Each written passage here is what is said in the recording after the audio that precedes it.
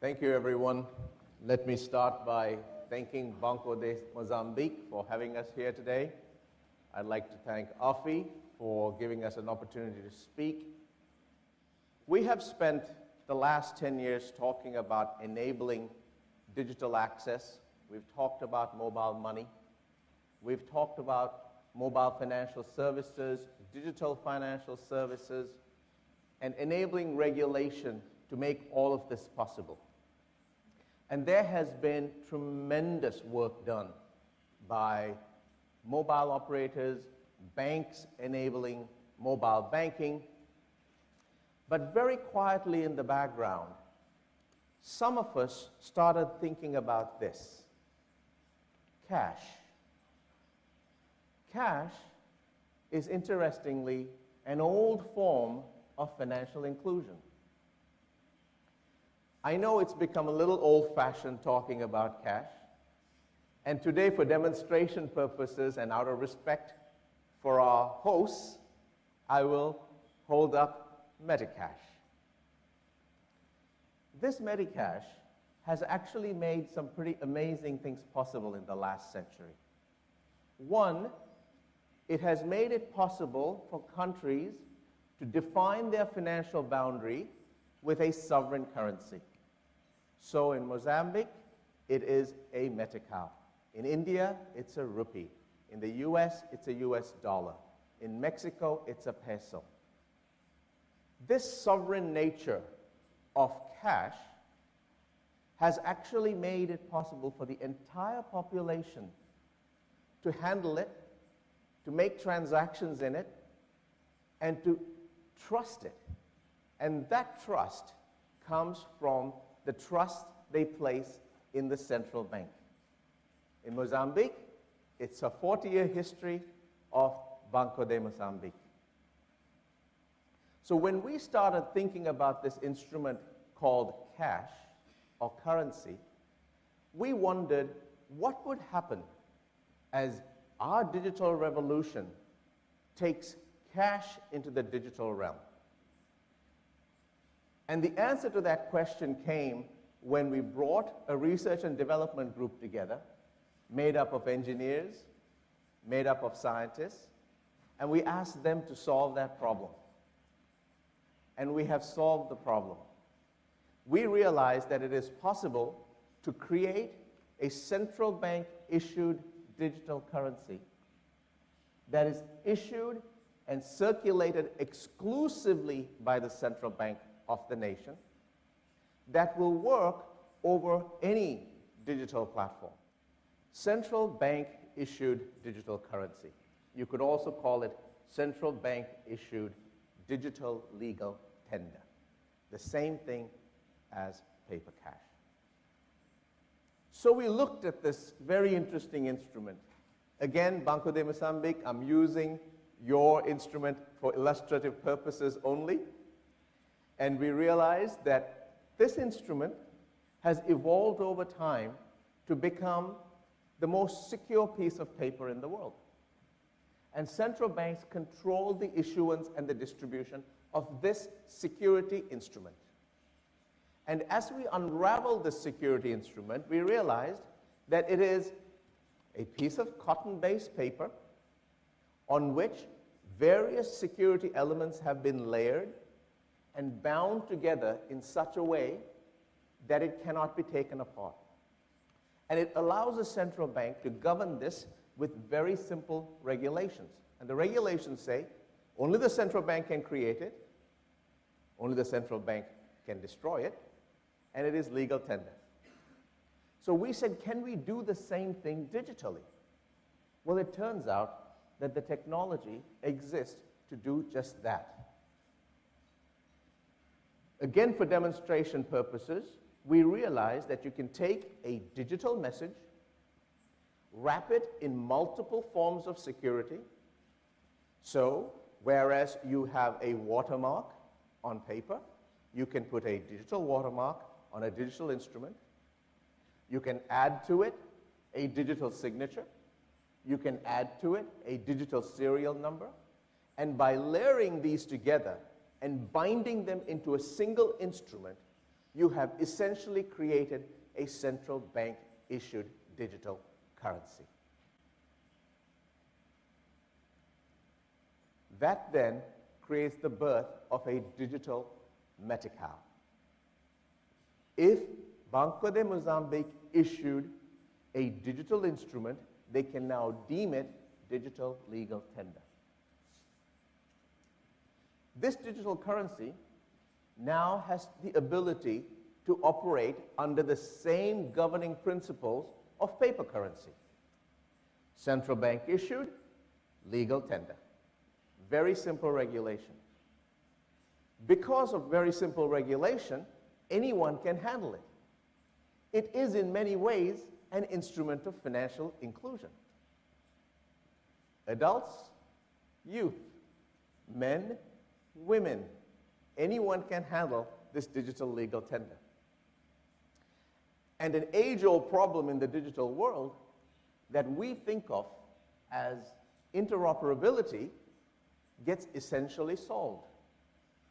Today, with mobile money, we have made it possible for vast populations to participate in mobile commerce. If the central bank is able to issue a digital legal tender, that digital legal tender inserted into each of these systems,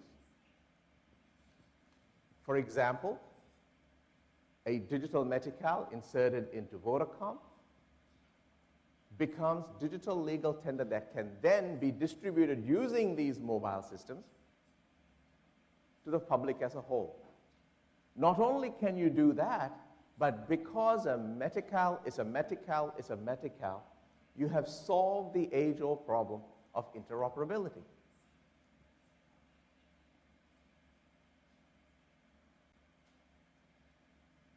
Interconnectivity is a technical problem to solve. Interoperability is a legal doctrine problem to solve. By applying a simple legal doctrine that says it's legal tender, central banks can essentially solve the digital interoperability problem.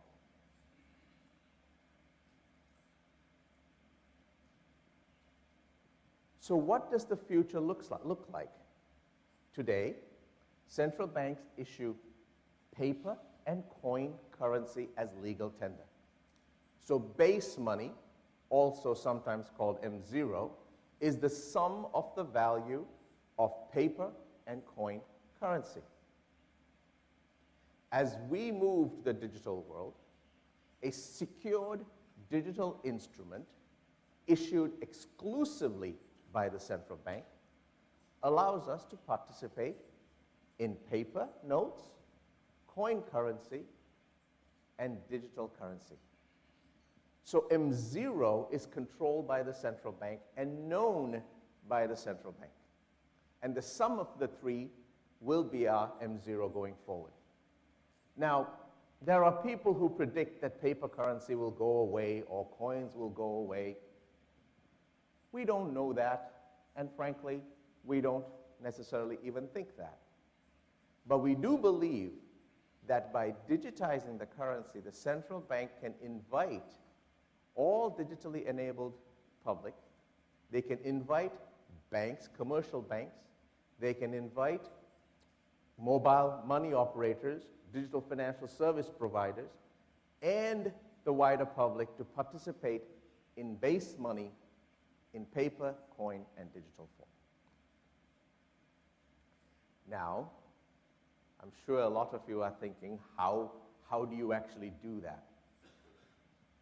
If you're interested, we'll be happy to share all the details with you, but I will leave you with one interesting innovation. And that interesting innovation happens to be a digital currency production engine.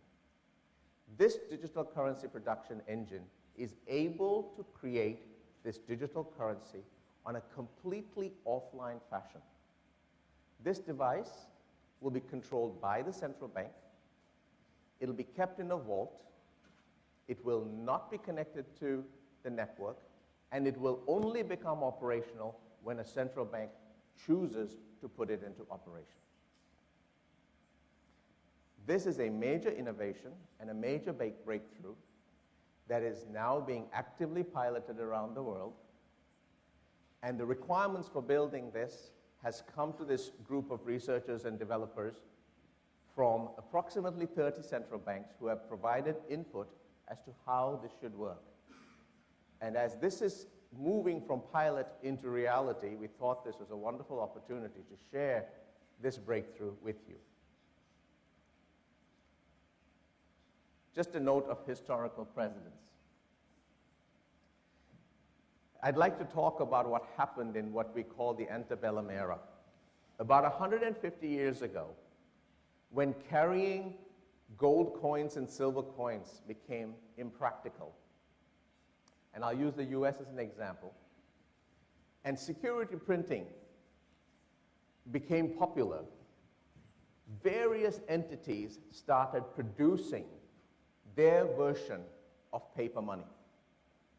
So, for example, in the US, the Bank of Augusta, the Kalamazoo Railroad Company, the Franklin Silk Company, all produced paper money.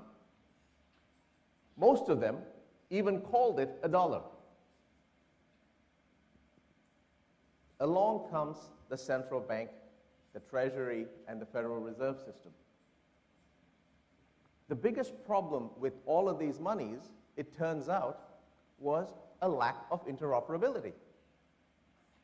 With the introduction of the central bank was able to unify this new technology called security printing into a single unit. They gave it legal tender status, they gave it legal identity, and they unified it into a national currency. In the US, it's a US dollar. In Mozambique, it's a meticao. And with that, they solved a multitude of problems, including the age-old problem of interoperability. Now, with new technology, we have started to see mobile and e-money companies who are serving a tremendous purpose by reaching the wider public.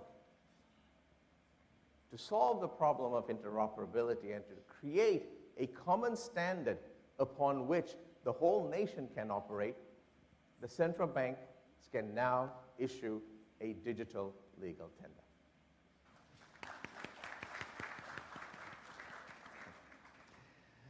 Thank you very much. Very interesting. Not interesting is the wrong word. Very presentation. Thank you. So I would like to ask you a very short question. More than 15 years ago, it was at least two companies which I know.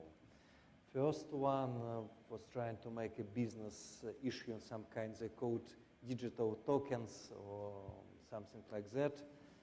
And they has got very strong relation with Bank of Scotland, with Citibank, with some central bank.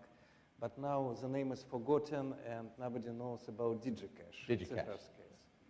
Second case, it was a very tiny company, just a few guys which wanted to mine a digital token in exchange from one PDA to another. Now they have not got any tokens, but everybody knows about company. The name is PayPal. Yes. So what has been changed in 15 years? What can make your idea successful right now? Why is very moment? Well, timing sometimes is everything.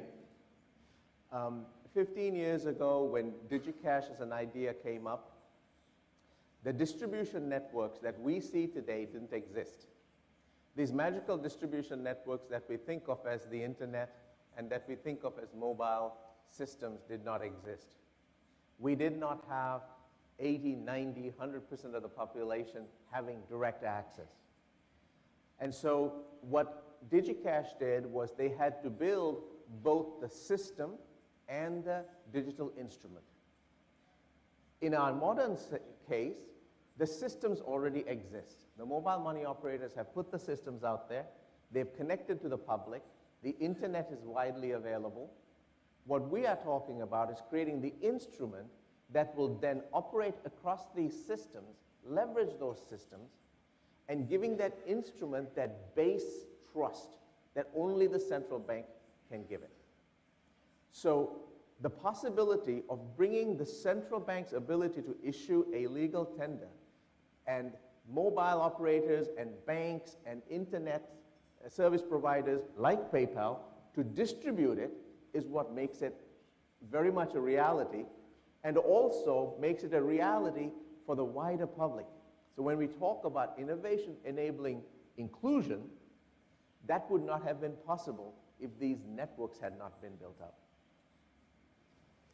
Okay, I just remember yesterday's words of Alfred, that always exists a very moment Yes. to start something. Okay, great. I'm sure you have some questions, so please, here. Yeah, Samar. Amazing. I mean, I'm completely mesmerized, frankly speaking, the way you presented it.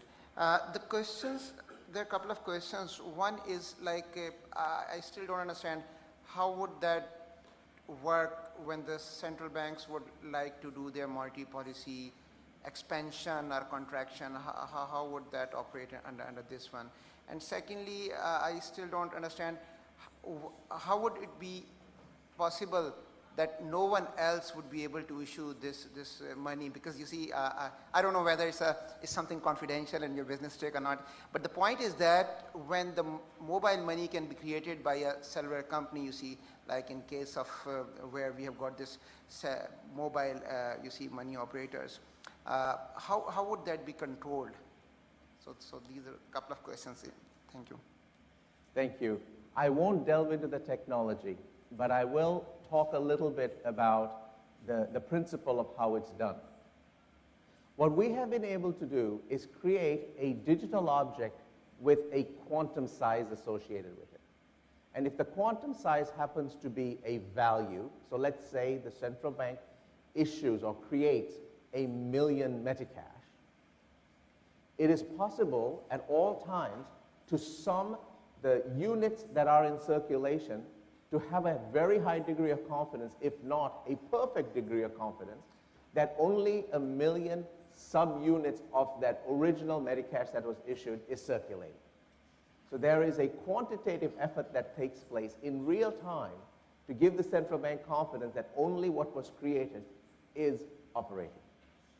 At some point, if you are a central bank, we'll be happy to show you how that algorithm works. But that was essentially the breakthrough. Okay, so next question in the middle. As Mr. Hasnain said, this is very exciting. My question is, as you were explaining the principle behind this, I was wondering, the hacker in me, whether I could add a few zeros to the one that you're putting it out there. So how are you in the counterfeiting world that is there? Similarly, a counterfeiting digital world will be there. How will you ensure the security of this? Yes.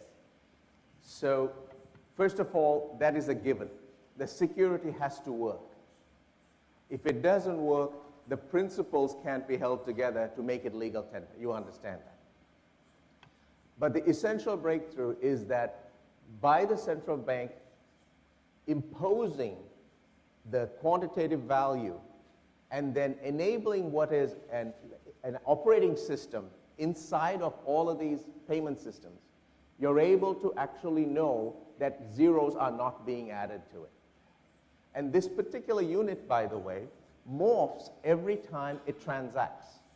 So for example, if you have 1,000 and it happens to have a serial number 1234, I'm simplifying it, and you spend 500, that 1,000 morphs into 2 500s that have to quantitatively add up to the original 1,000, and the 2 new ones have a new identity. And that new identity comes actually from the central bank. And we made it possible to do that in a decentralized fashion. So yes, the security is a given. It has to work. We've tested it, we've piloted it, central banks have seen it, and that's why we are able to confidently say that we've created the possibility of a central bank digital currency. Next question is the middle. Thank you, Robin. Well, can you clarify, please, more about how the government can manage the inflation deflation since there is no banknote? This is the first question. The second, banknote is a symbol of existence of the country. Do the governments will accept your idea? Thank you. Thank you. Yes, so I started the conversation by saying that currency itself is not a thing. Currency is a legal doctrine. The existence of a currency is only enabled by the law of the country saying that an entity in the country, which happens to be the central bank, is the sole issuer of the banknote, of the coins, and now the digital currency.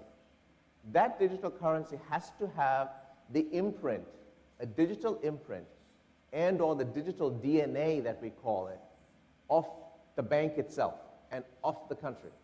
And it is a unique instrumental object. Without going into the details of how you create a digital object, the fact that it's created as an object makes it a part of a whole. So just like you would print a stack of paper currencies and you'll stamp a bag of coins, the central bank is able to print really a block of digital currency. From a monetary policy perspective, their currency in circulation is the sum of the stack of paper, the bag of coins, and the block of digital currency. And their ability to add that stack of paper is not very good because they can't see it all the time. The coins that they stamp disappear at a rate of 10% a year and they have to keep stamping it. But digital currency doesn't disappear because it is always visible to them. So they're able to say that, that the block they created exists. In the front, please, Loretta. Thank you. Loretta Michaels, U.S. Treasury. Well, I have to say, we are very excited by what Jonathan is up to. It's been very clear to those of us at Treasury watching this space that there are two areas that we feel strongly about. One is that digital is clearly the future, but we want currencies to be regulated and not a wild west of unregulated currencies. And so it was quite timely for us to meet Jonathan and hear his thoughts. So we've been very excited by that. And so I had a couple of questions for you. One is, how easy is it for the marketplace to adjust itself to accept digital currency? So I'm thinking merchant acceptance, POS systems, ATMs, et cetera, because even if the regulator could turn it on overnight, there needs to be a marketplace use for it. And then the other question, and this is, I guess, a bigger, more esoteric question, but what do you think are the implications for cross-border economic relationships with this? This ties a little bit to Victor's question, what is different now than when there was DigiCash? What is different now is that we have mobile money, and that the marketplace and the public have accepted this capability and they are using it in tremendous amounts. They're using it for remittances, they're sending it to their villages, they're using it to buy bananas. It is being transacted already. So electronic money is working, and it's working incredibly well. What we have done is enable the central bank to create a digital currency and do a one-time swap of digital currency for mobile money. By doing that one-time swap, they will insert their legal sovereign currency into the mobile money system. Once it's in there, there is no more privately issued e-tokens flying around. There are only currency units issued by the central bank. So from a public perspective that is already used to transacting on PayPal, transacting on M-Pesa, transacting on Airtel Money, the use case doesn't change. They still do the same things they do. The only difference is the ultimate trust of the instrument that they're using comes to them from the central bank. So it was a combination of putting this philosophy together with technology that can actually do that one-time swap in the system. Let me jump to that second question. Our first goal was to make it possible for nations to secure their electronic money universe. Until you're able to secure your universe and say, we have produced so many rupees digitally, we have produced so many ringgit digitally, we have produced so many pesos digitally, trying to solve the cross-border problem was, to some effect, a waste of time. But once you're able to secure these digitally, the cross-border remittances should work just like they do today with paper currency, through the existing banking systems, through the existing FX systems. So we left that solution to people who already solved that problem now. Jonathan, you see, coming back to the question of the madam, you see again, the issue is probably bigger than that, because you know that most of the countries, I mean not most of the countries, a lot of countries do not have capital account convertibility. Their currencies are not tradable, you see, outside their own countries. So to what extent, I mean, how would the central bank or I mean anyone be able to restrict movement of that currency from the borders of your country to another country? You see, the one that you mentioned about the remittances, small remittances, these are coming from those countries which have that capital account convertibility from where the money could come. But from the countries who have those capital account convertibility and their local currency convertibility, how would you stop that? Our intentions are neither to enable nor stop it. Our intentions are to enable the central banks to issue a digital form of their currency. I will address this capital account convertibility issue just very quickly. For nations that cannot do direct capital account convertibility from their currency to another currency, it has to go through some kind of reserve, a reserve currency. So you have to convert to the US dollar or the British pound before you convert back, because those conversion rates are at least known and set by the central banks. That will still have to happen. There is no possibility for you to remit an account in Mozambique Meticash in an account in ringgit directly in Malaysia. That's a problem we haven't even thought to address, to tell you the truth. We've just secured the Meticash should the Mozambique central bank choose to issue digital currency digitally. So cross-border, we can go offline on some solutions, but this doesn't solve that problem. Okay, great. Lady in green, yes, long waiting lady in green on the audience, please. Thank you very much. And thank you for the presentation. Very enlightening, and is a new challenge, I'll say. Straight to my question, you had talked about the swap, essentially, from mobile money to digital currency. And I'm just wondering, at the consumer level, individuals like you and I in this room, and the larger markets in financial inclusion that we serve, how will they use this currency? Now, talking about infrastructure, because for the normal cash, is a straightforward transaction. For mobile money, we know there's an acceptance device in the middle. Is it a mobile phone? If it's a transfer, you know exactly what it is. So I'm wondering what the acceptance device will be in this case. And then beyond that, we have a broader financial inclusion challenge that we are still trying to address as a network, the issue of access. So I don't know how that ties into digital currency.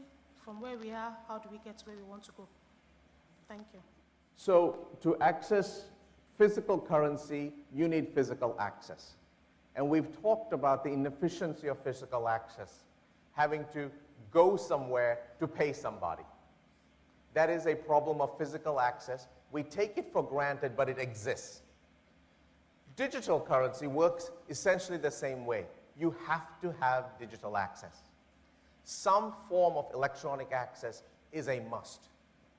But if the digital currency is secured effectively by a central bank, then the simplest form of digital access should work. So today, mobile money is transacted using SMS type service. Digital currency will work the same way. The public can send and receive digital currency, digital money, through a mobile money operator using SMS. What they can be confident of is what they sent came as a subset of a unit created by the central bank. Now you'd say, how do they know? How they know is they either trust the mobile operator who can check that that unit was created by the central bank, or their device, especially a smart, secure phone, can test that unit to see that the central bank signature and serial number are stamped on it. Well, I'm Stan from Brazil, and from what I understood from your presentation, I see that we are eliminating the trust accounts that e-money issuers today, they have in commercial banks.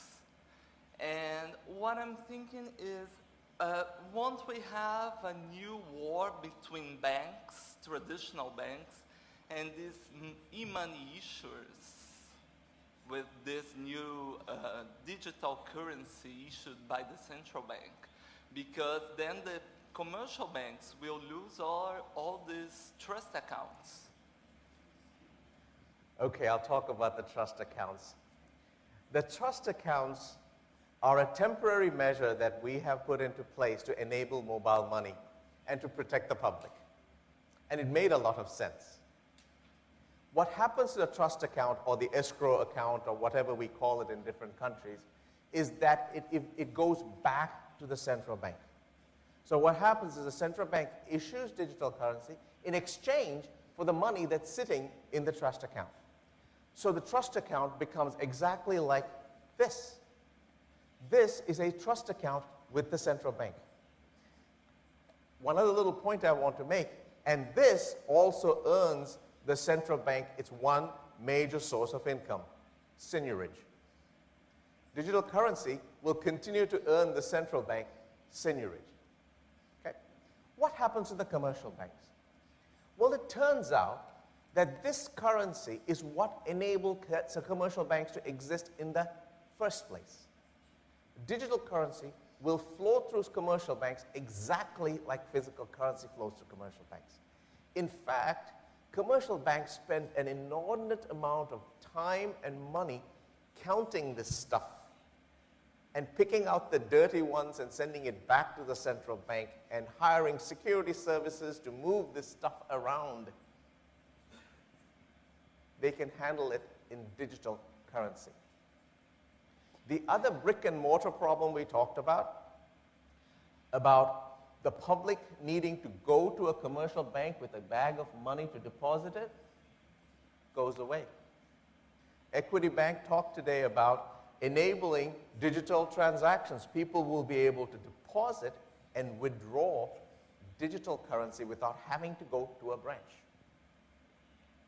It is possible. My name is Denise. I'm from the World Bank. Very interesting. I'm very intrigued. I've heard a little bit about this before, and I agree with Loretta. I think this is the future. Digital is the future, and also for central banks. I'm wondering, from the work that you've been doing and talking to the central banks, I have few questions, but they are very easy. How many of them are already actually trying to implement or planning to implement something like this? And do you see where is the source of resistance? Do you see any source of resistance?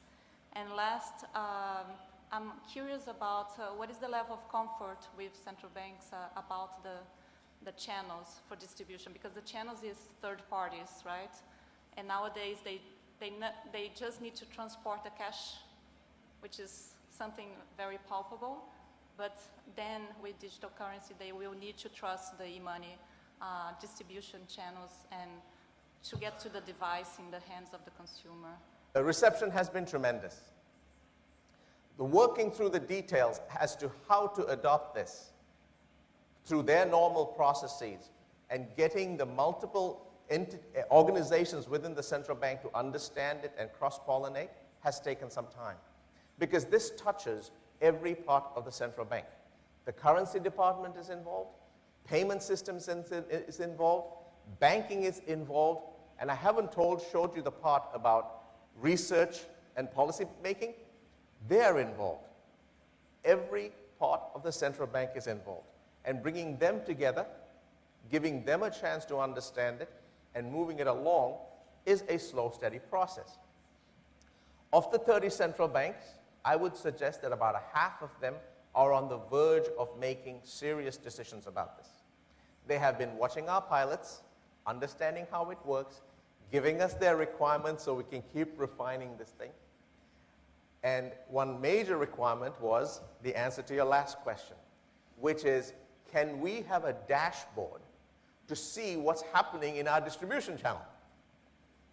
So we've actually built a dashboard so a central bank in real time can watch the movement within their distribution channel. And because it's digital, the movement of these objects is immensely watchable. It's very transparent.